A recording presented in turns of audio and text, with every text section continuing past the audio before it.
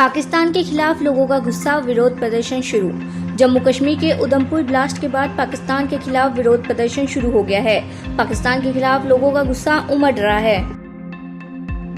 PFI को गैर कानूनी संघ घोषित किया। केंद्र सरकार की अधिसूचना के बाद तमिलनाडु और केरल सरकार ने एक आदेश जारी कर पीएफआई और उससे संबंधित संगठनों को एक गैर कानूनी संघ घोषित किया।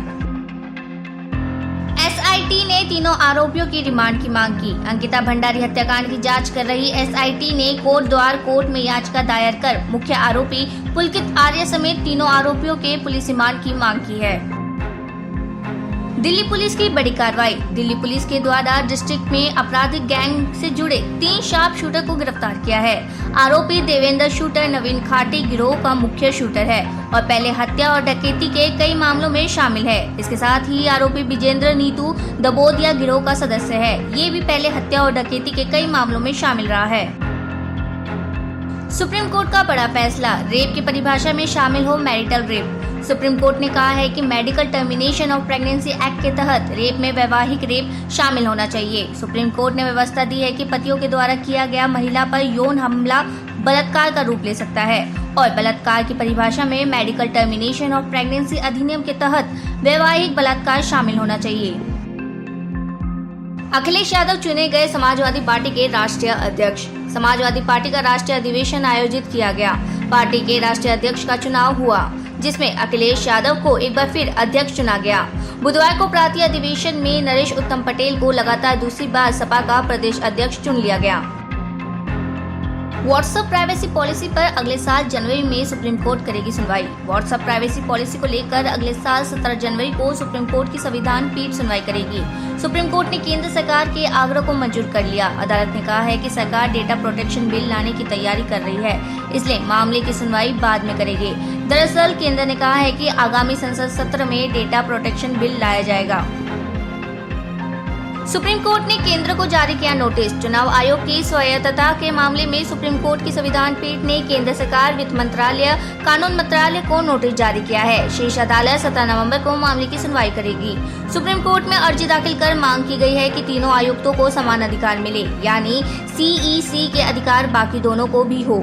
जरूरत पड़ने पर आयुक्तों को भी हटाने के लिए महाभियोग की प्रक्रिया अपनाई जाए और परमानेंट स्वतंत्र सचिवालय हो। ब्रिटेन की पीएम लिज ट्रस ने किया आर्थिक योजना का बचाव। ब्रिटेन की प्रधानमंत्री लिज ट्रस ने अपनी आर्थिक योजनाओं का बचाव करते हुए गुरुवार को कहा है कि अर्थव्यवस्था की वृद्धि की खातिर वह मुश्किल फैसले लेने के लिए तैयार है। ब्रिटेन की नई सरकार द्वारा करों में कटौती और खर्च को बढ़ावा देने की योजना सामने आने के बाद सोमवार को अमेरिकी डॉलर के मुकाबले ब्रिटिश पाउंड में तेज गिरावट हुई थी। असम की ब्रह्मपुत्र नदी में नाव पलटी, 50 लोग लापता। असम में ब्रह्मपुत्र नदी में नाव पलट गई। इस नाव में करीब 50 लोग सवार बताए जा रहे हैं। ये हादसा धुबरी जिले में हुआ है। असम राज्य आपदा प्रबंधन प्राधिकरण के मुख्य कार्यकारी अधिकारी ज्ञानेंद्र देव त्रिपाठी ने बताया कि रेस्क्यू ऑपरेशन शुरू हो गया है। बताया जा रहा है कि लापता लोगों में जिला के वरिष्ठ अधिकारी भी शामिल है। 300 पुराने लंबित मामलों पर सुनवाई कर निपटारा करेगी सुप्रीम कोर्ट। सुप्रीम कोर्ट ने अधिसूचित किया है कि नोटिस के बाद से लंबित सबसे पुराने 300 मामलों पर 11 अक्टूबर से सूचीबद्ध करके सुनवाई की जाएगी। इसमें सबसे पुरानी साल 1979 की दीवानी अपील है, जिसका शीर्षक है यूनियन ऑफ इंडिया बनाम नव भारत फेरॉय एलॉयज लिमिटेड और अन्य पक्षकार। पिछली बार इस मामले को 4 जुलाई 2018 को सूचीबद्ध किया गया था। ज्ञानवापी मस्जिद मामले में हिंदू पक्ष के अधिवक्ता विष्णु जैन ने बताया है कि हिंदू पक्ष ने कोर्ट में मांग की है कि एएसआई शिवलिंग की वैज्ञानिक जांच की जाए। हमने आगरा और उसके आसपास के क्षेत्र की कार्बन डेटिंग की भी मांग की है। मुस्लिम पक्ष ने भी कोर्ट के सामने अपना पक्ष रखा। उन्होंने कहा है कि कार्बन डेटिंग नहीं की जानी चाहिए। ये शिवलिंग नहीं है, एक फव्वारा है और इसका पता नहीं लगाया जा सकता। कोर्ट ने अपना फैसला सुरक्षित रख लिया है और इस मामले में 7 अक्टूबर को फैसला सुनाएगी। ग्लोबल इनोवेशन इंडेक्स 2022 में भारत 40वें स्थान पर पहुंचा। ग्लोबल इनोवेशन इंडेक्स 2022 में भारत 40वें स्थान पर पहुंच गया है। ये 2015 में 81वें स्थान पर था। वहीं नवाचार के मामले में स्विट्जरलैंड पहले स्थान पर है। इसके बाद America, Sweden, United Kingdom, Netherland, Korea, Singapore, Germany, Finland, Denmark, China, France और जापान का नंबर आता है।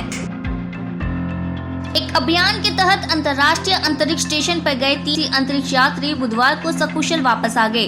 द सोयूज MS-21 नामक अंतरिक्ष यान ओलेग आर्थमेयेव, डेनिस मातेवेव और सेर्गेई कोर्सकोव को लेकर स्थानीय समय अपराह्न 4:97 पर जमीन पर उतरे। ये शेजगाजगन शहर से 150 किलोमीटर दूर कजाकिस्तान के स्टेपिज़गाज के मैदान में उतरा। तीनों अंतरिक्ष यात्री स्टेशन पर गत मार्च में गए थे। आर्थमेयेव के लिए ये उनका तीसरा अंतरिक्ष अभियान था और वह अब तक अंतरिक्ष में कुल 561 दिन बिता चुके हैं। अशोक गहलोत नहीं लड़ेंगे अध्यक्ष पद का चुनाव। सोनिया गांधी से मिलने के बाद अशोक गहलोत ने कहा है कि वो कांग्रेस अध्यक्ष पद का चुनाव नहीं लड़ेंगे। उन्होंने कहा है कि 2 दिन पहले की घटना से आहत हूँ। मैंने इंदिरा जी, राजीव जी के साथ काम किया और सोनिया ने मुझे CM बनाने के अवसर दिया। जो भी हुआ बहुत दुखद हुआ। बिजली विभाग ने काटा कांग्रेस ऑफिस का connection. Punjab state power corporation limited ने बकाया भुगतान न करने पर जालंधर में कांग्रेस कार्यालय का बिजली कनेक्शन काट दिया। SDO गुरमीत सिंह ने कहा है कि उन पर करीब 3.5 लाख रुपए बकाया है। आज पोल पर लगे तार को हटा दिया गया है ताकि वह उसका इस्तेमाल न कर सके। DCGI ने दी मलेरिया की वैक्सीन के 2 लाख डोज निर्यात करने की इजाजत। भारत के औषधि महानियंत्रक मलेरिया के टीके की लगभग 2 लाख खुराक के निर्यात की अनुमति देता है, जो देश में बनाई गई है। टीका ऑक्सफोर्ड विश्वविद्यालय के वैज्ञानिकों द्वारा विकसित किया गया है और UK में सीरम संस्थान ने मैन्युफैक्चर किया है।